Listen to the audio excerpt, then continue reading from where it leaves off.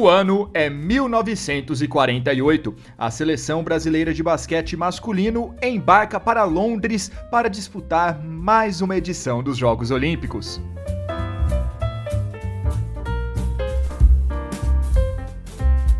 Este é o Basquete Brasileiro Olímpico, onde relembramos todas as participações do basquete masculino em Olimpíadas. Dessa vez em Londres, 12 anos depois da primeira participação em 1936. Fábio, em 1948, você já era nascido? Acho que nem o meu avô já tinha nascido, mas tava longe demais.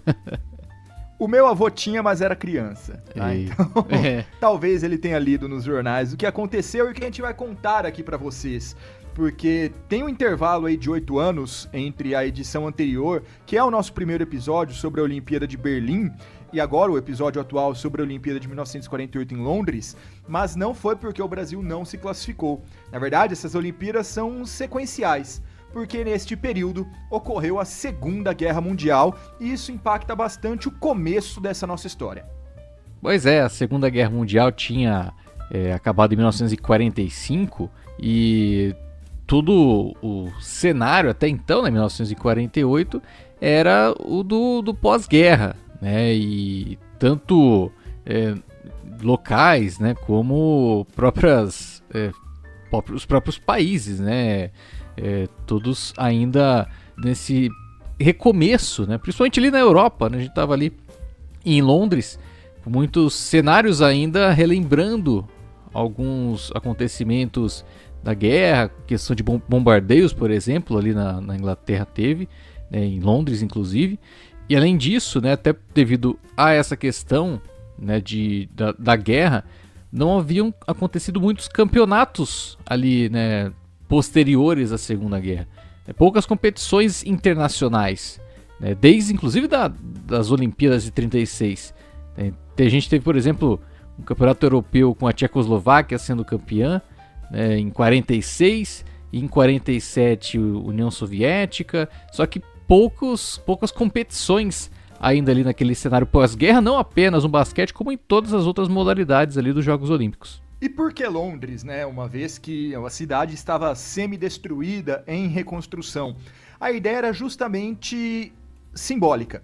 Era justamente colocar os jogos, primeiro, em uma cidade, entre aspas, vencedora da Segunda Guerra, para mostrar que aquele período já havia passado.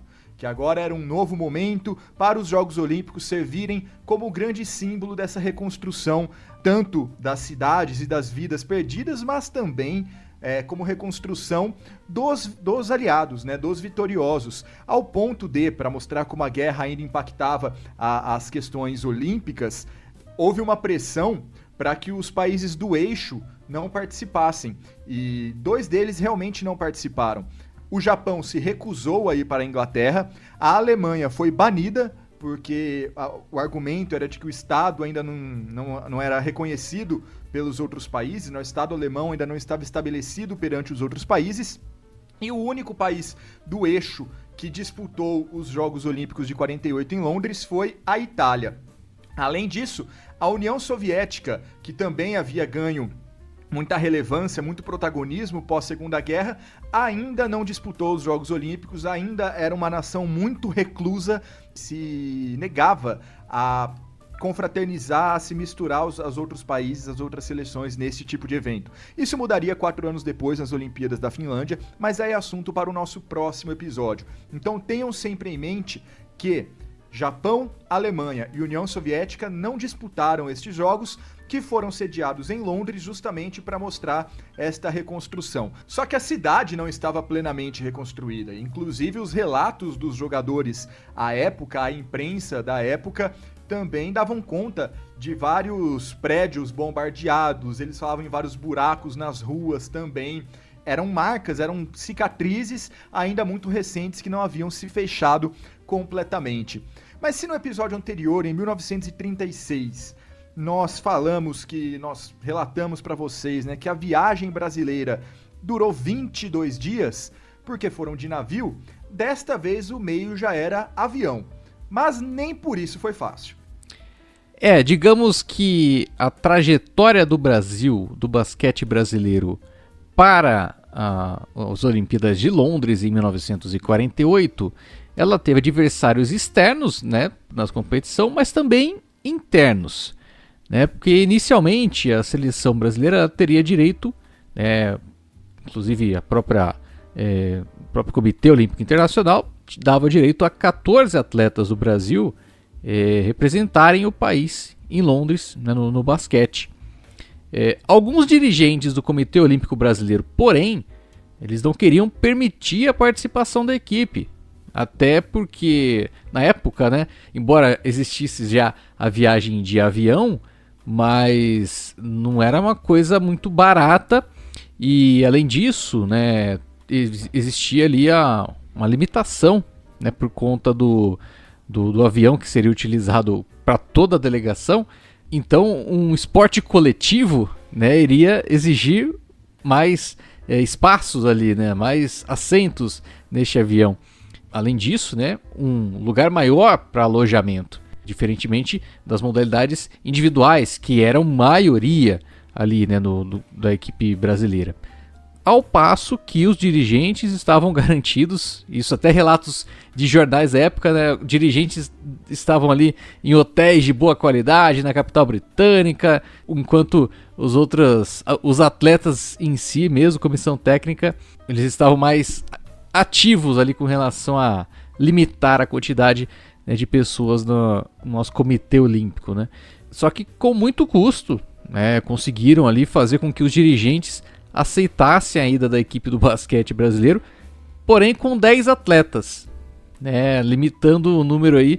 Justamente foram os dirigentes que limitaram esse número de atletas. E aí, para piorar, né, não foi das mais prazerosas viagens.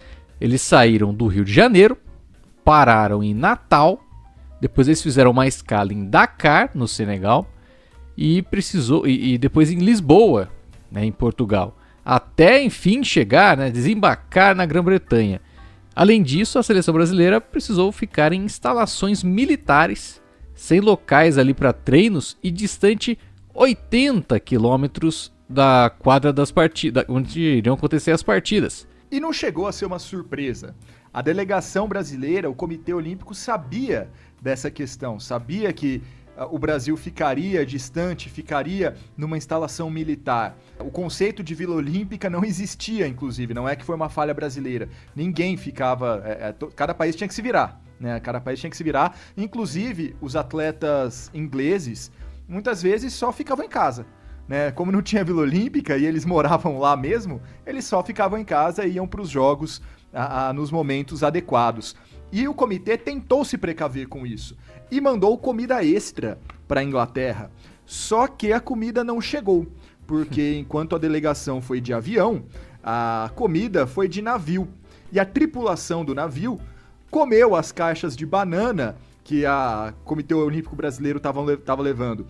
Comeram também carne seca, toucinho, queijo e batata doce, que também estavam no navio e o comitê estava tentando levar. E aí os atletas, além de tudo, tiveram que se virar com as comidas de uma instalação militar a 80, 90 quilômetros de Londres, né? É mais longe que Campinas de São Paulo, né? Para vocês terem uma ideia, lembrando que estamos falando de 1948. 1948. As estradas não eram tão boas, né, na época. E nem os veículos, né? Muito menos. E, Fábio, falar um pouquinho do elenco que jogou aquele torneio. Foram 10, né? Como você mesmo disse. E ainda no cenário muito focado em Rio e São Paulo. Todos os jogadores, né, convocados foram ali desses dois estados. Na verdade, é um cenário que praticamente perdura até hoje, né? Nós aqui no Duas Saídas estamos gravando este especial, esta temporada em 2024, e em episódios anteriores sobre as premiações do Novo Basquete Brasil, inclusive falamos muito disso, né? De como os atletas de Rio e São Paulo muitas vezes são privilegiados em detrimento de outros. Mas na época isso era um pouco também pela situação do basquete, né? Ele não era tão espalhado assim, ele não era tão disseminado e, claro, era ainda mais focado ali no eixo do Sudeste. O treinador daquela competição foi o senhor Moacir Dayuto, foi o técnico que comandou o Brasil em 1942. Os 10 jogadores convocados foram o Rui, atleta do Grajaú, Alfredo da Mota, do Flamengo, que era o grande nome do Brasil na época, era a grande esperança brasileira na época, Algodão, lendário Algodão, ainda recém-saído ali dos 20 e pouquinhos anos, ainda muito jovem, também do Flamengo, né? O Afonso Évora, outro atleta do Flamengo. Do Fluminense tinha 2. Um era o Newton Pacheco e o outro era o Marcos Vinícius Dias. E agora vindo para São Paulo, tínhamos João Braz, do Corinthians, o Alberto Mazon, do Tênis Clube São José, Alexandre Gemiani, do Espéria, e o Massinê Sorcinelli, também do Espéria. O Moacir Dayuto, o treinador, também era o técnico do Corinthians na época. Foram esses os 10 que embarcaram para Londres. Além desses jogadores, né, outros 3 participaram ali da preparação dos jogos, né, foram, digamos, a lista de pré-convocados. Teve isso também ali em 1948, né, o Luizinho, atleta paulista, né, foi convocado, assim como o Joãozinho e o Baldonedo, dupla que... Achei que você ia falar o Guinho. Eu achei que você ia falar o Guinho, ia ser bom demais com esse episódio. O Joãozinho e o Baldonedo, que vinham, né, de Minas Gerais, que seriam 2 nomes fora aí do eixo, mas que no final acabaram ficando fora e fechada a lista do técnico Moacir Dayuto, com atletas do Rio e de São Paulo, com destaque, como você mesmo mencionou, pro Alfredo e pro Algodão, que eram os grandes nomes da época ali do basquete brasileiro, pertencentes ao Flamengo, que fez história no final dos anos 40 e início, mais do que início, né, todos os anos 50 ali no Rio de Janeiro. É a era de ouro do basquete brasileiro, mas a gente ainda vai chegar lá. Bom, o Brasil ficou numa base militar que tinha sido bombardeada, né, e não havia espaço para treinos, né, do basquete brasileiro nessa instalação. Tinha um gramado, né, basicamente ali, igual praticamente toda a instalação militar tinha um gramado. O Brasil tentou treinar ali, só que o gramado também era irregular. Theo Marson, numa entrevista para o Globo Esporte em 2012, às vésperas dos Jogos de Londres, né, também em 2012, ele recordou que o Évora era titular da seleção, mas nos treinamentos nesta base militar, torceu o pé num dos buracos do gramado e se machucou. E ele só foi jogar pela seleção a partir da 3ª partida. Ele ainda perdeu os 2 primeiros jogos lesionados. Então, o Brasil ainda teve esse problema, já foi com pouca gente. Um dos principais que foram ainda se machucou antes da competição começar. É até curioso, né? O Évora estava bem azarado nesse momento, porque até lendo uma reportagem da preparação anterior ainda à viagem, o Évora ele foi desfalque nos primeiros treinamentos da seleção, porque ele estava com furúnculo. Furúnculo, tá certo. Era qualquer coisa tirava o atleta de quadra também antigamente, né? Vamos combinar. Não que furúnculo não seja extremamente incômodo, mas o tratamento era muito mais rudimentar em 1948. Oh. Deixando um pouquinho agora a seleção brasileira rapidamente de lado, a gente tem que fazer um contexto de Londres da época, porque, claro, era uma cidade em reconstrução, mas o movimento olímpico estava um pouco mais estruturado, estava um pouco mais forte também. Além do que havia o fato de ser uma edição quase que comemorativa após os 2 cancelamentos anteriores em 1940 e 44, né, as Olimpíadas que não aconteceram por causa da Segunda Guerra. Então, em primeiro lugar, foi a primeira edição dos Jogos transmitida pela televisão. Se 1936 foi a primeira edição bem registrada, né, pelo Departamento de Propaganda nazista, dessa vez em 48 já havia transmissão pela televisão dos cidadãos ingleses também. Também foi a primeira edição dos Jogos sem o Pierre de Coubertin. Pierre de Coubertin foi o recriador, né, do olimpismo, dos Jogos Olímpicos a partir de 1896 na Grécia, e ele morreu em 1937, pouco depois das Olimpíadas de Berlim, né, ele nem chegou a vivenciar a Segunda Guerra, e também havia toda essa comoção por ser a primeira edição sem o Pierre.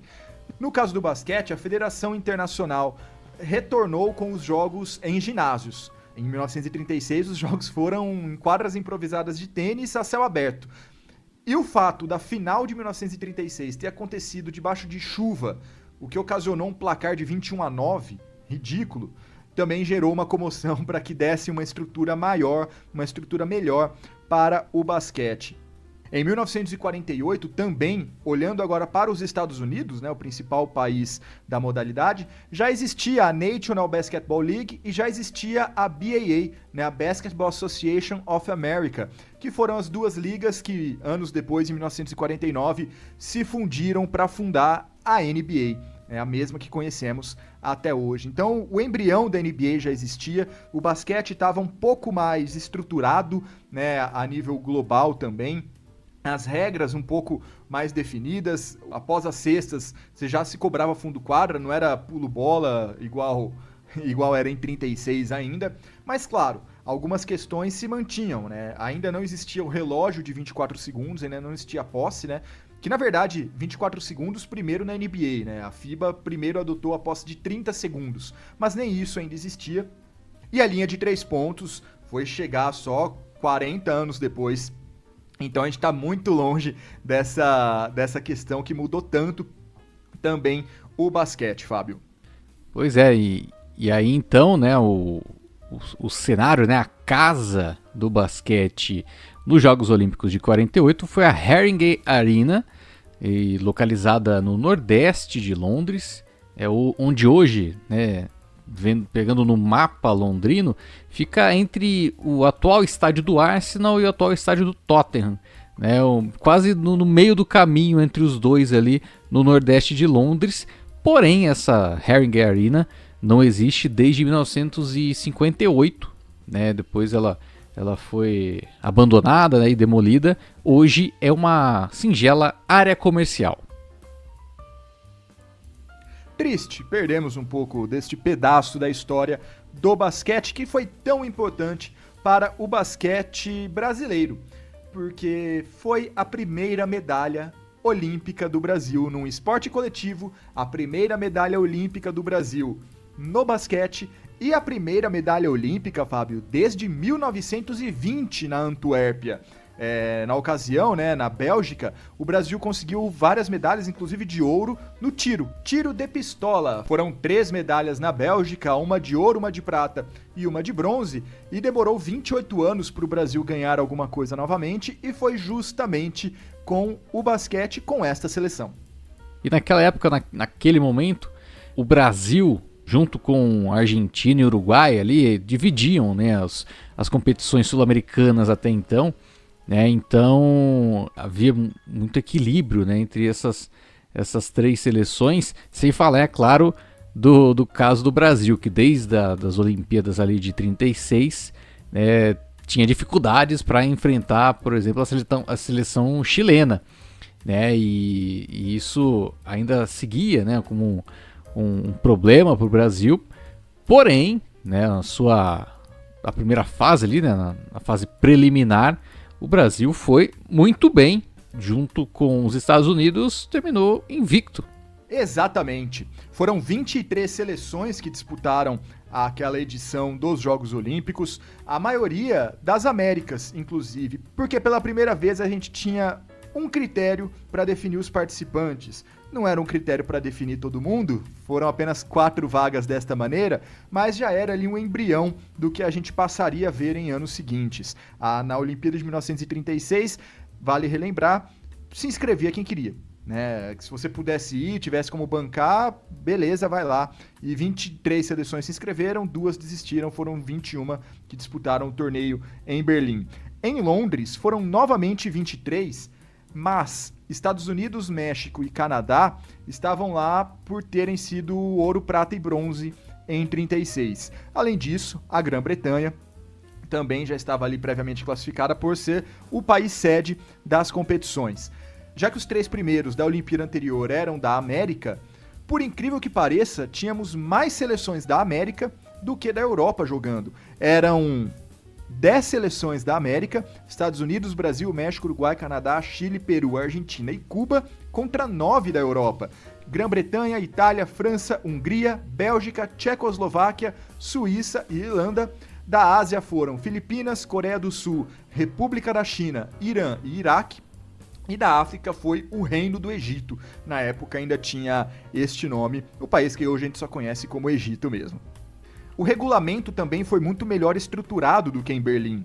Ao invés de toda aquela confusão de jogar uma primeira fase com repescagem, segunda fase com repescagem, um rolo enorme, dessa vez era muito mais simples. 23 seleções divididas em 4 grupos. 3 grupos com 6, um grupo com 5, né, para bater a conta certinho. Os times se enfrentavam em turno único dentro do próprio grupo, os 2 primeiros avançavam para as quartas de final.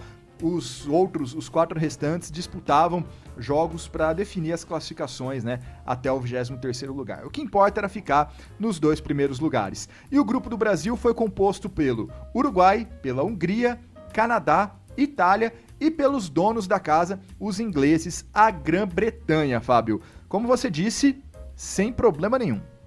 Sem problema nenhum. O Brasil conseguiu aí em 5 partidas vencer seus 5 jogos, começando uma partida um pouco mais complicada contra a Hungria, que terminou ali com a vitória brasileira por 45-41, mas teve ali um tempo extra para definir o vencedor, né? O jogo estava empatado ali no tempo normal e o Brasil na prorrogação terminou com a vitória, já tendo destaque o Algodão, anotando 15 pontos dos 45.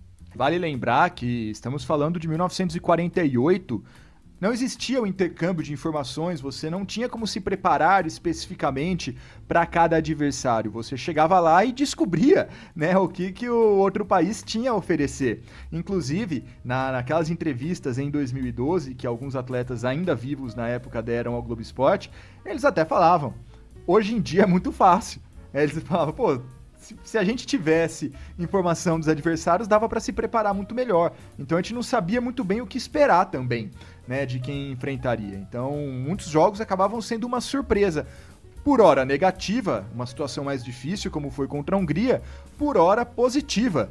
Uma das vitórias, inclusive, foi contra a Grã-Bretanha, né, os donos da casa, por 76-11, que os brasileiros consideraram muito fácil. Falaram que o basquete inglês era muito pobre, na época, inclusive. Então havia esse tipo de surpresa. Nessa vitória contra a Grã-Bretanha, o destaque foi o Alfredo da Mota, com 16 pontos. Ele também foi o cestinha da vitória contra o Uruguai, por 36-32. E do jogo seguinte, contra o Canadá, esta a maior vitória do Brasil, né, na primeira etapa, por 57-35. Canadá, que tudo bem, 8 anos depois, mas era a seleção que defendia a prata, né, nos jogos. E o Brasil ganhou por 18 pontos.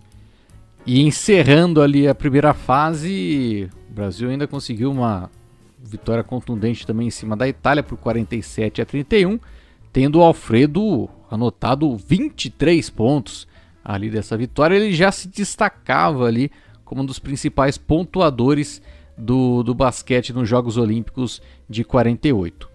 Por ter ficado em primeiro lugar de maneira invicta, o Brasil enfrentou um segundo colocado nas quartas de final. E aí, quartas de final, semifinal e final, mata-mata, da maneira que estamos acostumados. O cruzamento colocou frente aos brasileiros a Tchecoslováquia, que vinha de um bom momento, né, Fábio? Era um adversário perigoso para o Brasil na época e mesmo assim, vitória brasileira.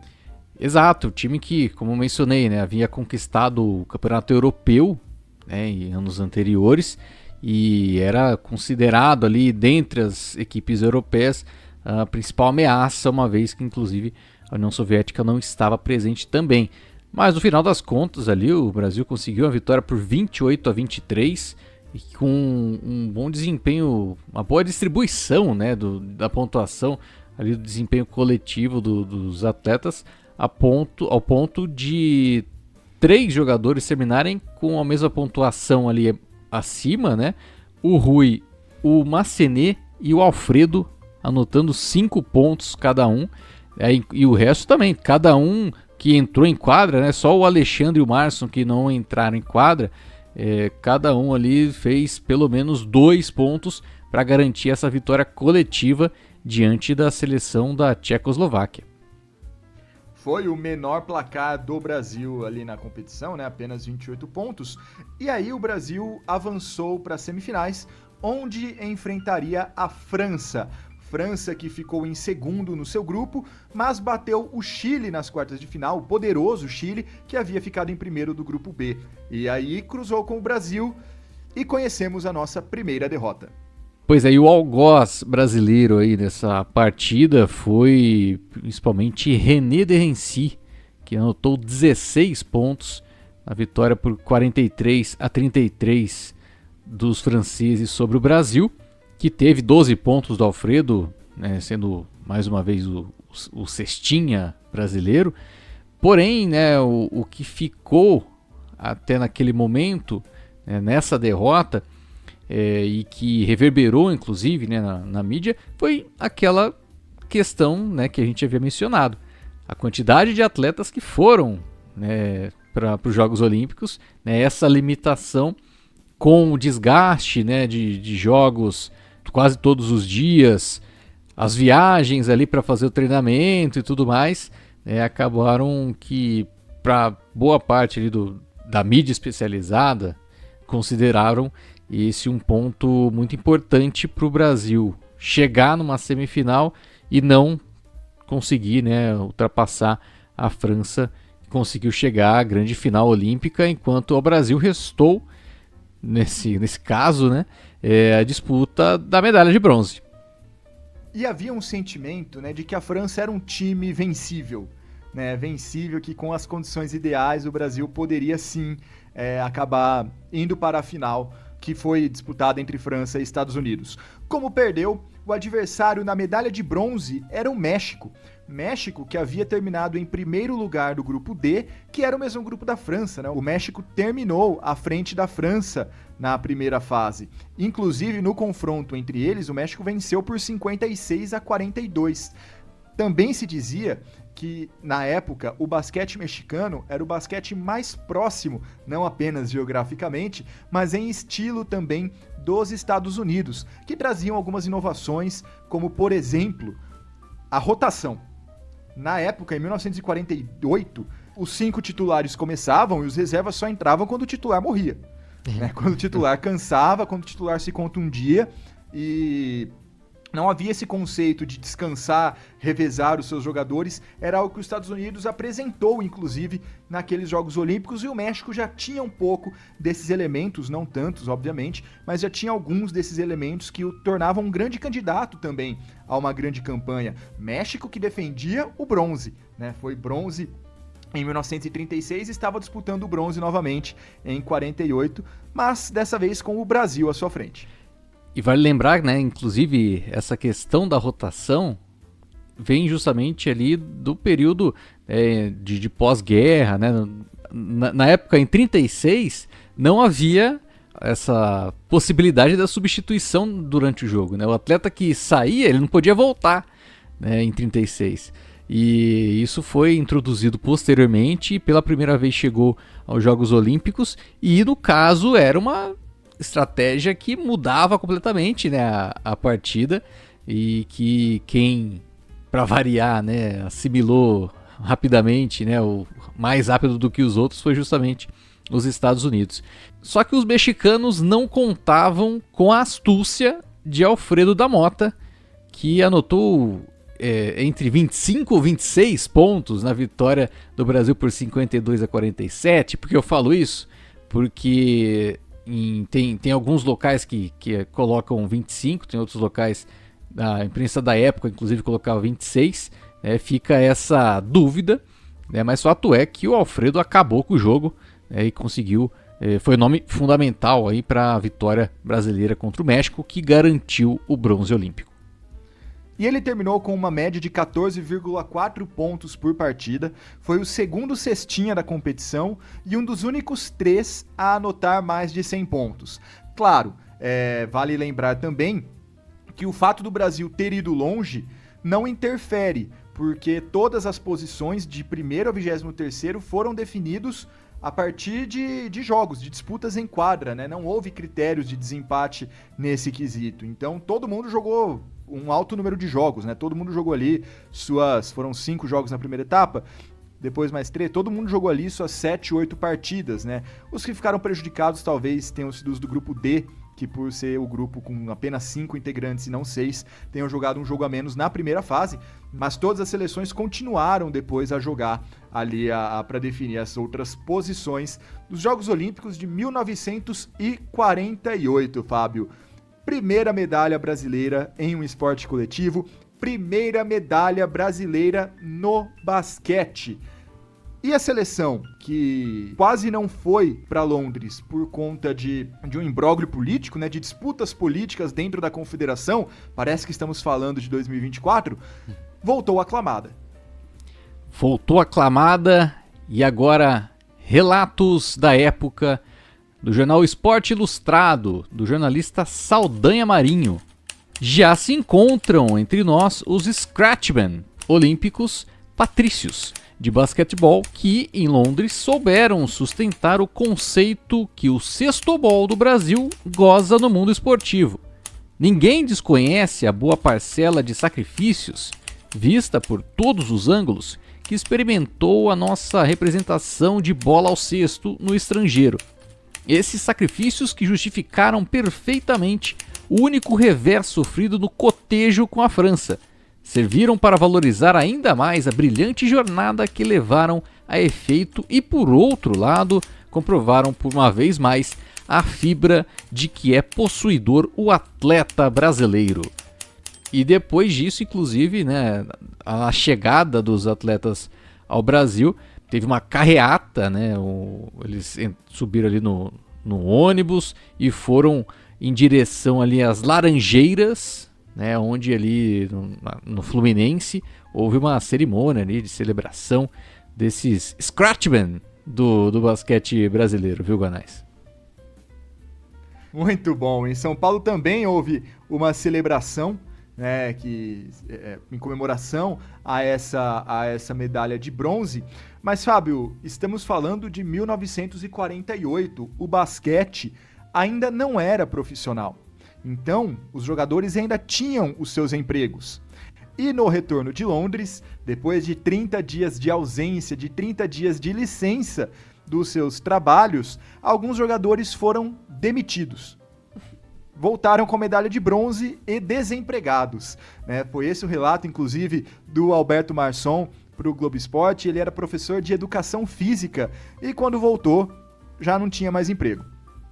E também, né, já que você mencionou o Marçom, né, ele é um nome muito importante ali no basquete de São José dos Campos. Né, a gente traz um pouco, né, eu gosto de trazer um pouco para os dias de hoje, né, o Marçom, ele foi um dos nomes assim, muito importantes na época ali do Tênis Clube São José e também posteriormente ali, né, no desenvolvimento do São José Basquete, né, e permanecer inclusive a própria cultura basqueteira dentro de São José dos Campos. Marçom, que foi, né, o último ali desse elenco medalhista de bronze em 48 a falecer, né, faleceu justamente em 2018, né, o ano que completava 70 anos da conquista do bronze, do primeiro bronze aí do basquete brasileiro, né, o Marçom sendo também uma figura importante ali em São José dos Campos. Ele que acabou não pontuando, né? Ele, das 8 partidas brasileiras, ele entrou em 4, não pontuou em nenhuma, mas ele teve um papel muito importante, principalmente já no século XXI, como a memória dessa seleção, né? Sempre que buscavam retomar essa história, retomar essa campanha, ele sempre foi muito vocal, ele sempre ajudou a relembrar, foi lúcido até os seus últimos anos de vida, deu muitas entrevistas falando sobre essa campanha, que inclusive serviram de base para esse episódio, Fábio. E claro, os jornais da época também são a nossa principal fonte, e eu destaco também a coluna, novamente do Esporte Ilustrado do Rio de Janeiro, mas a coluna do Levi Kleiman. Ele consegue ser bem mais corneta, né, do que o Saldanha Marinho, tinha uma escrita bem mais ácida, e ele inclusive recorre a algumas anotações do Saldanha para compor a sua coluna, e diz: o basquete nacional foi o terceiro do mundo. Poderia ter sido o vice-campeão olímpico se tivesse levado mais 4 elementos. Portanto, o Comitê Olímpico Brasileiro precisa dar conta da história do basquete. Verdade ou mentira? Depois ele faz o relato dos dirigentes olímpicos terem ficado no centro da cidade, num hotel mais luxuoso, com condições muito melhores do que as dos atletas, e ele finaliza a coluna. A dúvida paira, e o público esportivo exige contas dos 4 milhões gastos pelo Comitê Olímpico Brasileiro com a participação do Brasil na Olimpíada de Londres. De novo, parece que a gente tá falando de 2024. Há coisas que não mudam, Guanais. Há coisas que não mudam, Fábio, mas esta foi a história, a gloriosa história de uma seleção que chegou desacreditada no velho continente e saiu de lá com uma medalha de bronze histórica, né? Uma medalha de bronze de destaque. Dentre as mais de 150 que o Brasil conseguiu em toda a história, em todas as modalidades dos Jogos Olímpicos. Esse foi o segundo episódio do Basquete Brasileiro Olímpico. A nossa próxima parada será na Finlândia, em 1952. Eu aguardo vocês. Fábio também estará conosco. Até lá!